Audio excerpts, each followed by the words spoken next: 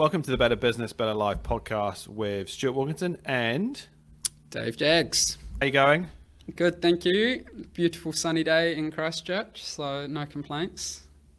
I know. I was speaking to Lauren Lawrence, one of our operations managers, who's been on one of our podcasts, How to Sell Your Business. And we were saying how we probably underestimate what the weather does to our moods, because we've now had a couple of okay weekends of nicer weather, being able to get outside, do things, and just it does amazing things for your mental health, I think. So, and it's been so wet and pretty dire. It has been a wet winter, a very, very wet winter. But yeah, no, I can totally agree with that one. So for everyone who's listening, normally me and Dave will compare notes and we'll do a bit of research and, obviously bullet points of talking and all that, talking points and all that sort of stuff. Today, we know obviously what we're talking about. We're not just coming completely cold, but we have thought, hey, we'll pick the topic, but we know there's kind of multiple different ways that companies describe this or whatever. So we're coming at it unaware of what other people are going to say, what you're going to say, what I'm going to say. Yeah, we're coming with our own viewpoints, which is going to be quite an interesting one, I reckon. I think so. And what we're going to talk today, everyone, is, and there's, like I said, there is lots of different terms people use around this, but it's like, in essence, we're going to talk about sales and marketing and about how you attract customers or potential customers to your business, how you interact with them, and then I guess how you convert them into obviously a customer. And obviously this varies a lot depending on your industry. Hospitality, it's a bit more, you could argue, transactional, but there's still an awareness stage. Whereas something like a building project, if someone is doing a big renovation, that's a big consideration, big investment, so longer time of consideration. But the principle is still the same. So me and Dave are going to come from a bit of a different stance, but what we've agreed is it's going to be the same content, just maybe different words and stuff. So just to kind of do it, because in this frame, everyone's got their own model, terminology and stuff, but it's all really the same. So we thought this might be useful because a lot of business owners, if you Google, I don't know, marketing agency or marketing support or whatever, there's plenty of people that want to help you. And that's probably in some ways a bit more confusing than helpful sometimes. So I don't know, Dave, you've got a point on that. Well, I think the truth is with any good sales funnel or marketing strategy, it's about doing as much research as you can and then working out what works for you personally, because you need to be able to do it and sell it, and so do your people, and works for your industry or you've kind of got to pick and choose and not be scared of failure. So I think that's why it's so good to actually hear two very different ways of doing it rather than this is the right way, pun intended. I can get to hear Dave's way of doing it, Stu's way of doing it, and then potentially you'll draw from both of them and get the way that works for your business. And I think that's a good starting point though, isn't it, Dave? Like, I think to sales and marketing, there's no silver bullet, and there's best practice, and we'll talk a bit about that. But this is about you, your product, who your customers are, and how you interact. But it is about all you as a business owner and your personality and all that sort of thing, which makes your business what it is and unique. So lots to it. So Dave, you can kick off. So how do we start here? Well, for me, a good sales funnel starts by identifying who your customer is, because unless you truly know who your customer is, any marketing you do is going to probably be wrong. So I would always encourage people to think about who is their ideal customer, who is the customer that they get the most, who is not ideal but keeps the day-to-day business running over, and then what's that middle step. So I always encourage them to think about what's your A customer look like, your B customer look like, and your C customer look like. And I guess that changes for every industry, but try and get them to get into the nitty gritty of that. Say with an electrical firm I was talking to recently, it was like, well, are they, a big organization who's doing a retirement home where you're potentially not making a lot of money on the job, but they're providing weeks and weeks and weeks worth of work? Or is it doing, a fairly high level renovation with someone where it's not weeks and weeks of work? It might only be 4 or 6 weeks, but profit margins are higher and you've still got that job security. So actually really get them to think about it, and then think about, well, who are the people who hold the key to that job? Where do they hang out? Who do they hang out with? And how are you going to meet those people? So really trying to understand the personal traits of the ideal customers. Very good starting point, Dave. And My note one was, who's your customer? Another one that people you might hear, or when you start to research this, is there's buyer personas. There's another one, but ideal client, I think, or ideal customer makes a lot more sense to a lot of people. But personas is the same thing. So if you see that, for anyone that starts to do some research on this, personas is kind of the same thing.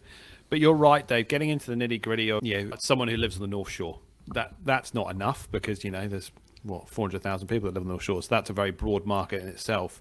And in that example you use with your electrician in any construction business, where they look at particularly commercial versus residential work, very different criteria, because the commercial is very much, there's obviously a little bit more around the aesthetics of the plans and stuff and what you can do, but it is a lot more of a commercial decision around the numbers, time frames, project delivery times, whereas the residential renovation, there is a lot more emotion and a lot more variables that they will be looking in.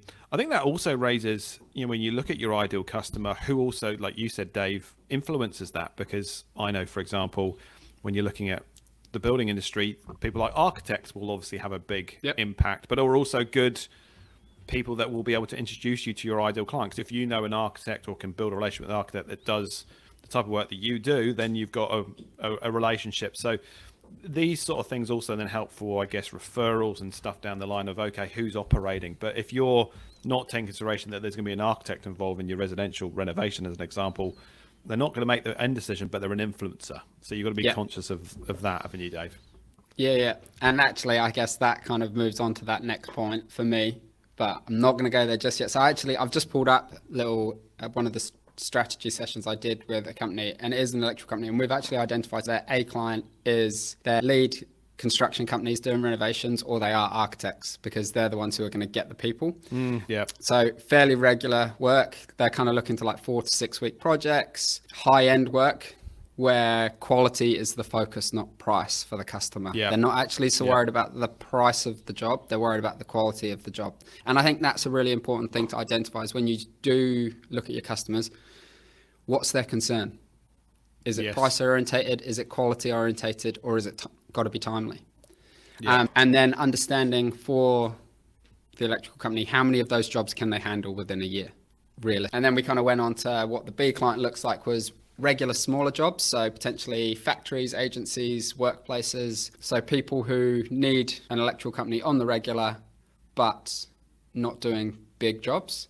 So potentially 1 to 2 days worth of work at a time, 2 to 3 times per month. And then we went into like, what does a C client look like? And that was your more general sparky work, for some reason these switches aren't working, or these lights aren't working, and they're not actually particularly worried about anything other than they want it fixed.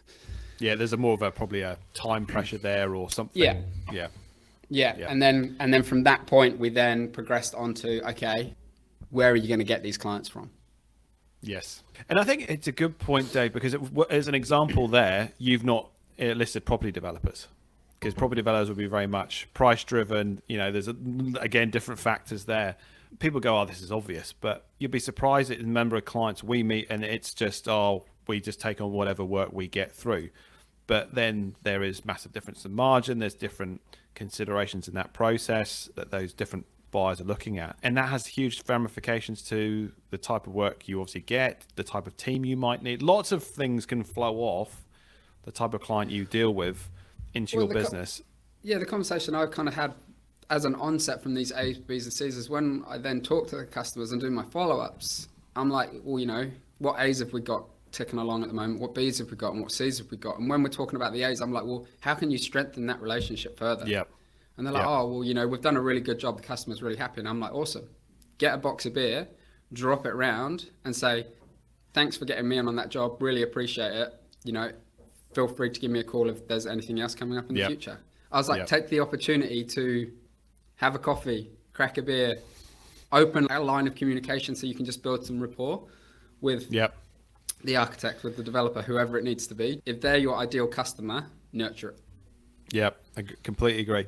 Look, we've obviously gone down the construction line there, but for any business, if we look at even hospitality, that's obviously more of a geographically where you're based, but where you're basing your business then has a flow-on effect to your type of client potentially you have there. Are you more of a destination or a regular spot? What is the demographics of your neighborhood? What does that mean if you're looking for? Because again, similar aspects of that discussion are being really clear what you're trying to serve. Because if you're in a, I don't know, Ponsonby and you're trying to do a cheap and cheerful, I don't know, bakery, like it might go all right. You got to think, well, that's actually not about getting as many people through the door. It's actually about a high quality product. People pay for it. It's about service. It's about knowing my customer really well, making them feel welcomed. A good example of that, down the road from us, shout out, they're not a customer of ours, Rollers Bakery, Northcote Road. 3 owners there. They've been open 4 months now. Yeah, been battling with old lockdowns and stuff. But talking to them about why they set up, and they're 3 people that kind of come from quite prestigious kind of hospitality backgrounds in cafes and bakeries and that sort of stuff, and worked overseas. And they just said, hey, we saw a huge hole in the market based on the demographics here, that this wasn't really served for really high-end, like high-end bakery, and they do everything themselves. They make their own jam for their donuts, and their donuts are amazing. But really good. You've got me. I know, it's real simple, but it's really good coffee, really good sandwiches, pies, all the kind of basics. And you go in there and they're all like, hi, and you start, your name. But I guess it's a good example. They've thought about where they're placing the business, who's around there, what is in the market, and so they're thinking about the customer, but also what the competition is around there, and gone, hey, here's an opportunity. And they're doing really, really well. And they're getting a really good, loyal customer base, but it's all because they've thought about who's here, what's my competition. And I guess that's the next part, Dave, on this is, okay, once you know your customer, who's the competition in my market that's also trying to attract that customer, and what's the different points between us and them, or however many competitors there are, aren't there? Yeah, your competitive advantage. What makes you unique? So it's the age-old saying, isn't it? You don't need to reinvent the wheel. Yeah. So I spend a lot of time researching other companies within similar areas. So if you're looking at electrical companies, look at them. When we had the physio practice, I was scouring every physio practice I could find. I was looking at Instagram, Facebook, LinkedIn. I was trying to get hit with their ads. I just wanted to understand how they did their marketing, because that could help me with mine. And also I went far afield. I went to Australia. I went to England. I looked everywhere, and they don't have the same kind of model for physiotherapy and that in England. A good physio is a good physio. So if you can understand what's making them good, I think that's great. And a model that was set up in the UK is basically what we set our model up on. Oh, really? With the gym and the physio together, which when we set it up, I don't really know anywhere that was doing it. There was no one doing it in Tauranga at the time. Yeah, and it worked. So I think research your market locally to understand how you can be a point of difference within the local market, but also then go further afield and look for companies that you may aspire to be. Yes. And understand, well, how are they doing it? What are they doing? What do I like? And then, go far afield, because the truth is there's always something to be learned and picked up. And I think nowadays, in the trades, it's something that, it's going to be someone that has to come on site or whatever. So it's not been as disrupted by technology. Maybe you could argue than others.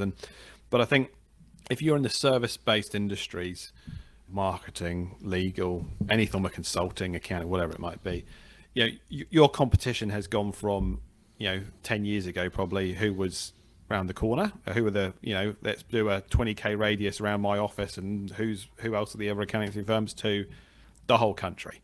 So there's also, you'll be really mindful that, with technology, relationships can now be solely online. So technically, if I'm based in Tauranga or I'm based in Whakatane, it doesn't really matter. If I'm some sort of consultant service-based sort of industry, I could service a client in Invercargill quite comfortably because of Teams, because of Zoom, because of collaboration tools that we now have, and form a really good relationship with that customer and be able to give good service. So you've got to also think that there are trends that change around where your competition may be coming from. But I completely agree with you, Dave, is also just because, you look at accounting, good example, because of regulation, you're less likely that you'd be Australian based and come in and that kind of stuff. Like there's obviously some barriers to entry around that sort of stuff. But, there's plenty of accountancy firms around the world. So understanding what people do in Australia, what people do in the UK, what people do in America, to see what the trends are, where people are heading, how they provide their service, how, as you said, Dave, how you market yourself, is all really, really useful. And if you want to sort of go, well, where do I start on that, is there is always industry body kind of awards and things to just go, I don't know, best builder in the UK or whatever for renovations.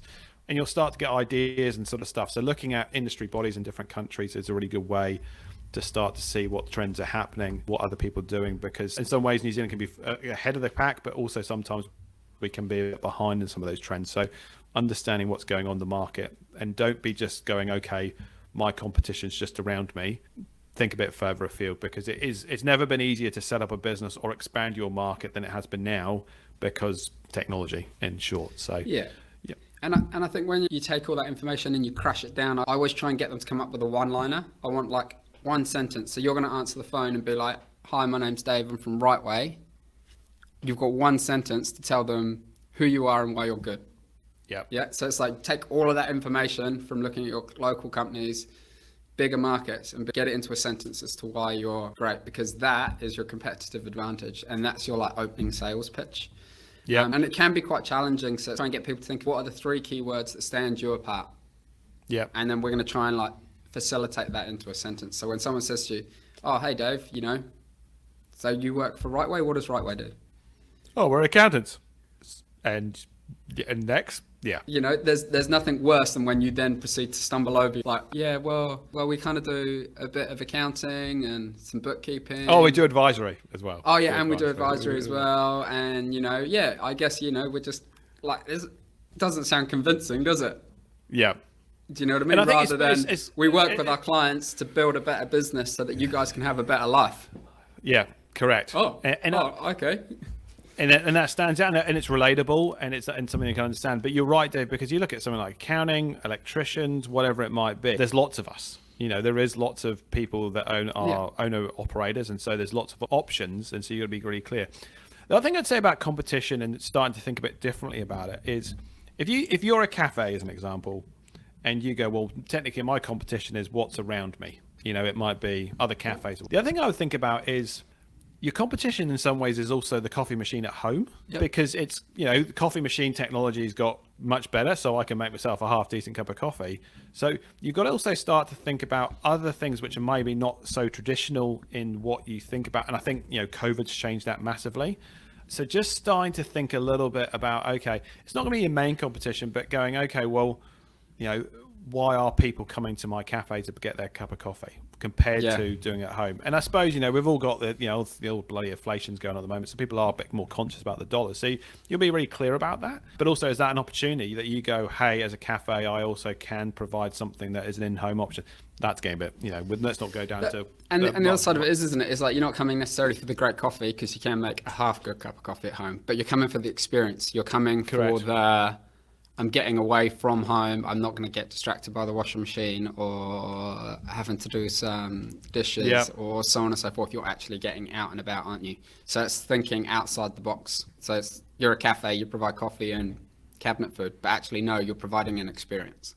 Correct. And I think people will have to just think a little bit differently around that. And people will go, oh, yeah, that won't happen to me. But, that's what Blockbuster said, and they no longer exist. So, and that was not long ago until Netflix. So we've got changes, your international markets, which it is easy for big players to come in, for only probably less than 5 years ago, maybe only 7 years ago, Sky was Sky and there was no one else. And now they're competing with the Netflix, Disney, massive businesses. You're about to get me on my this is very, very topical. Okay. So I'm a massive mountain bike fan. Okay. Every year, Red Bull TV has the Downhill Mountain Bike World Cups and the Cross Country World Cups. Yep. Brilliant. Sky buy the rights to the World Championships. So there's 7 or 8 races throughout the year, but this one race every year, Sky buys the right to. So Red Bull can't do it. Wasn't it? Yes, this weekend just gone. Yeah. But it's amazing because Sky do a terrible job of it.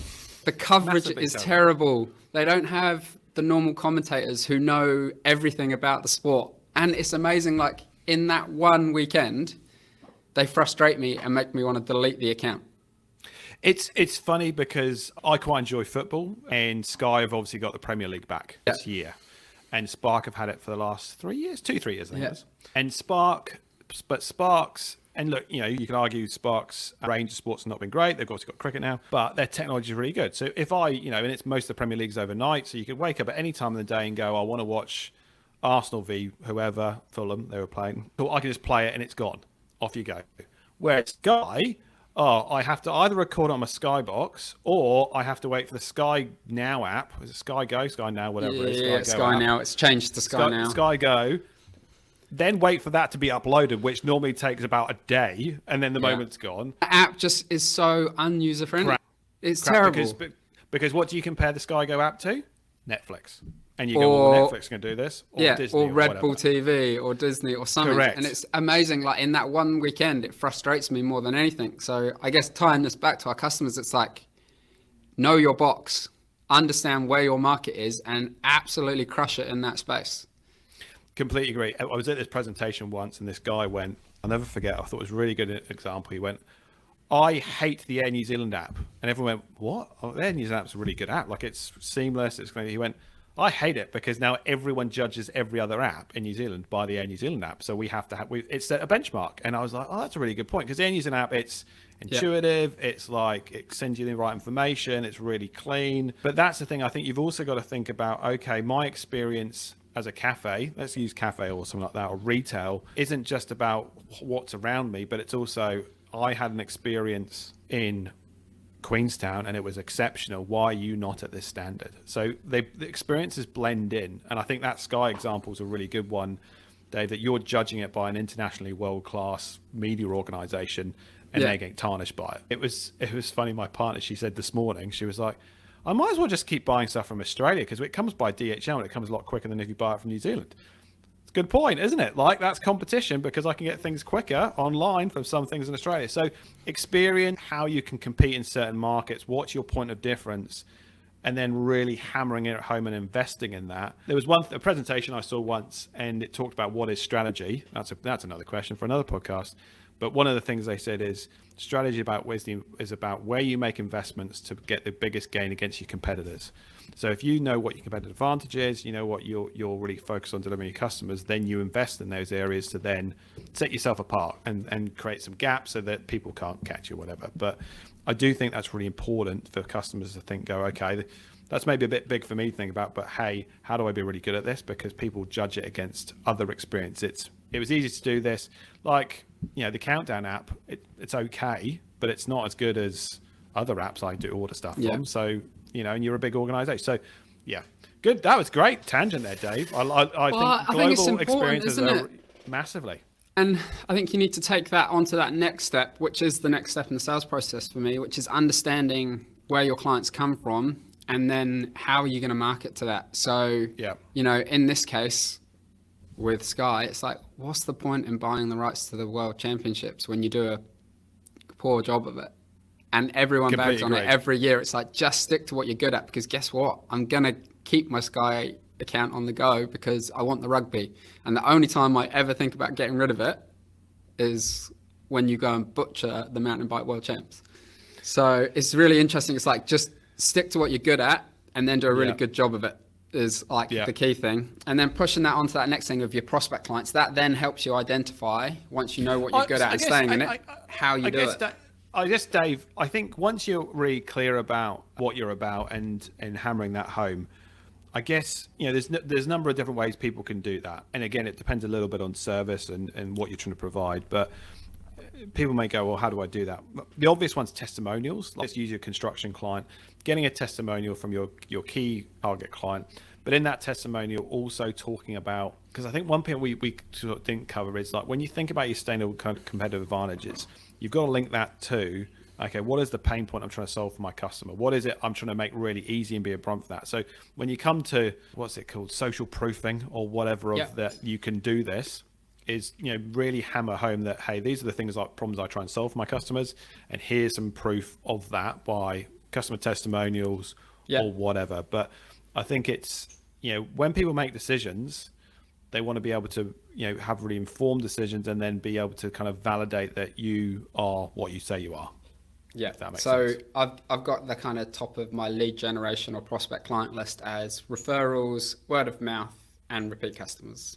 Yeah. So this is, I guess, partially coming back from the physio and the gym side of things. Is that's what we wanted. We wanted to be Charing's best kept secret. who people came and they So came you to did us. no marketing? Is that what you did? We had very discreet, very discreet marketing. We never really did like the big shotgun approach to the area. It was always about referrals and creating that positive customer experience. And obviously it's slightly harder when you're a physio practice, so you can't exactly advertise at exactly the same time as they get injured. But you can go to the next best thing, which is the doctor's surgery, and put your time and effort into understanding what doctors want and how you can nurture those relationships to get referrals.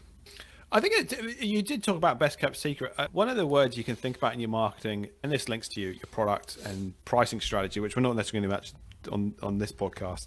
By the way, this is going to be probably a 2-podcast series. I should have done that in the intro. I think it's probably going to be 3 at this rate. It'll probably be 5 at this rate. But one of the things you've got to think about is one of the things that can create, I guess, demand or interest, whatever you want to call it, is exclusivity. So your point, Dave, is, and I get the famous one recently that was kind of rumored was the PlayStation 5 when it got launched. Everyone probably, my kids are way too young for that sort of stuff. But every parents had teenagers who were looking for one. The whole thing was what? You couldn't get one. So there was a sense of exclusivity, scarcity of product that then created demand, but also huge hype, like massive hype in the media. And there was rumors that PlayStation did that on purpose, that they sort of staggered it to create this sort of hype around their product. So I think part of your marketing, and whether it's your word of mouth and stuff, is depending on your service and depending on what you sell, obviously. But when a really good example, a really hot restaurant is one that you walk by and it looks packed and you're like, whoa, that must be a really cool place. I wonder what's going on there. But hype, FOMO, sense of missing out and stuff, like that sense of exclusivity and can create huge demand and word of mouth from your product. So, and the joys of social media now of people being able to share that to their followers and all that sort of stuff. But especially you talk about that experience, Dave, the great experience creates demand, creates a bit of a FOMO aspect, exclusivity aspect, can be a self-fulfilling prophecy in some ways in the world of social media. And I think that side of stuff is really good for a wider potentially approach. You can use it on like social media. You can use it on kind of your email list saying, hey, we've had a random free slot pop up. Does anyone want it? Yes. So I think that's definitely one real good one. But it's like, I'm just going to draw back to that referrals one. Because understanding how you get those referrals or testimonials, like you were saying, it doesn't have to be a testimonial that you push. You want to try and create a testimonial that they push. So just for example, we were trying to work out how to get new physio clients. And we kind of worked out that every doctor we got on board had a certain value to us. And it was substantial, let's put it that way. So we had a couple of doctors on tap. So we took them out for coffee and it's like, how do we get doctors? How do we get more doctors on board? And they were like, chatted away from a little bit. It's like, can we incentivize them? Nah, they don't want money. They don't want anything like that. They just want to do what's right for the customer. It's okay. So how do we get the client who's come to see us go back to their doctor and say, those guys are brilliant? And the truth is you can't, because they don't want to go and see the doctor again when they're well. Do they? Do you know what I mean? It might be like 12 months down the line that they go in and they're like, oh, how was that back issue you had? Oh, actually, no, the guys at Beyond sorted it out real quickly. So it's like, how do you do it? So we actually went slightly differently. And I think this is where you've got to think outside the market of how you generate those leads. We created an A5 referral pad. And it was literally like client name, ACC number, issue. And then at the bottom of it, it was like, do you want us to send you a letter to kind of give you an update when the injury is finished? Every doctor ticks yes to that because they want to know what's going on with their client. But what it did is it gave us the opportunity to tell the doctors the client's testimonial. Yeah, that makes sense. And then we dropped in these referral pads with a Beyond cup and a coffee card for the local coffee shop on top. So suddenly they've got a referral pad sat on their desk with our logo, with our location, with a map. And they literally would just take out the referral pad, scribble down the details because it was easy for the customer. They could be like, look, here's a map. Here we go. Here's the physio, go. Not, oh, you could go to that one. And then the client walks out, has to like Google it, wanders off to somewhere totally different. What was the name again? We gave them this like route map. And then we gave them a mug because it's like, well, if they've got a coffee cup, they're likely to have it sat on their desk with our logo on it. So just trying to create that brand awareness.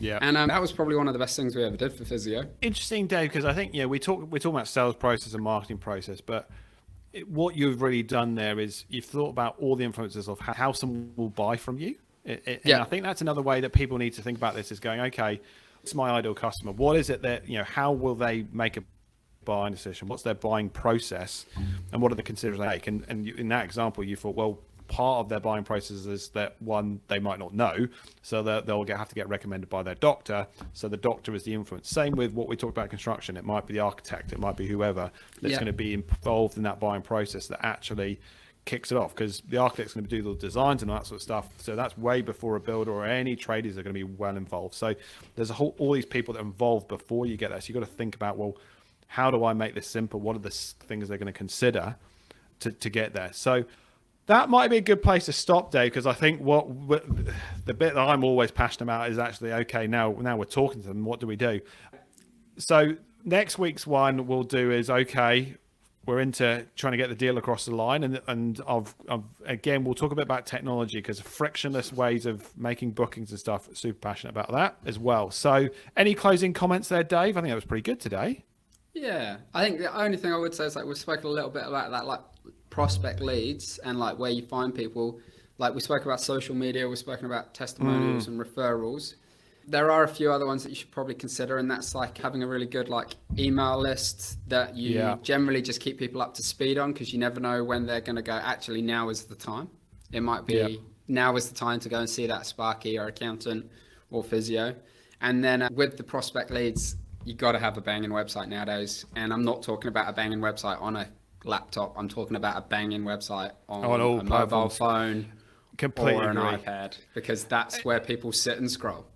And I must admit, we've just probably this week engaging our builder for our big renovation we're planning. And the other thing I cannot like underestimate, especially in trades, hospitality, retail, any business actually, because we're all people to people. It's all people to people decision making. Really think about social media. It's not just a bit of fluff on the side, because what happens when we were looking for builders and stuff like that, cool, let's look at their social media, because what we want to see, the projects they've done, what have they been doing, what is that similar to what we're looking for? The one that's been, especially in the trade space, Pinterest is a huge one for people to actually start to get ideas and collaborate and stuff. It's almost not about selling on social media, it's about proofing. Yeah, it's proofing. It's building your personality. It's showing your capabilities. Yeah, a bit of personality, a bit of who the people are behind the business, the people that work for you. Well, to be honest with you, like going back to the gym and the physio clinic, we refused to do stock imagery for that exact reason, because people would come and find us through a doctor's surgery or a website or something like that. But then we wanted them to hit our social media and go, oh, that's actually them. So like we got a photographer in once a year, and they just took photos of the gym, so that when they walked in, they got what they saw. Correct. And you understand the experience, you understand what's going to happen. And I just think social media is, me and Dave probably not exactly social media experts, but when people are making decisions, they're going to go and look at these sort of things, and then you want it to portray. Good example, the local bakery I talked about. Every morning they will talk about what their donut special is on their story. On Instagram stories, you go, what is that? What's the special? And you can go, boom. And then they tell you also the other demand they have, because they can sell out by about 11 o'clock, their donuts. Every day they'll post that when they sell out. So they're creating demand. They're creating a bit of exclusivity through social media. But you go in there, they've got, and they're not doing anything flash, but it's just really nice photos of their food. They keep good updates of their special, what's on the go. It's just, but it keeps them front of mind with their followers. But it's about them and the people that are behind the business, and they're really cool people. So I just think social media is a great way of telling your story. And as you said, Dave, kind of opening the window of what people can expect when they kind of start to do some business with you, hopefully. Yeah. And biggest pet hate, sorry. This is last thing I'm going to say for this podcast. It's not about Skies, there's only one thing worse than not having a social media account. No website? And that's an underused one. Because I instantly question whether you're still in business. Last post 2017, or like 2000, like even like what with 2022, last post in 2021. I'm like, really? What's going on? Yeah. The other thing I would say though is, social media is, like things like TikTok and now stuff are going gangbusters, obviously. But think about who your audience is and where they're going to be, and also what you're trying to get across, the message you're trying to get across, because there is different things. LinkedIn's very different to Instagram and so on and so forth.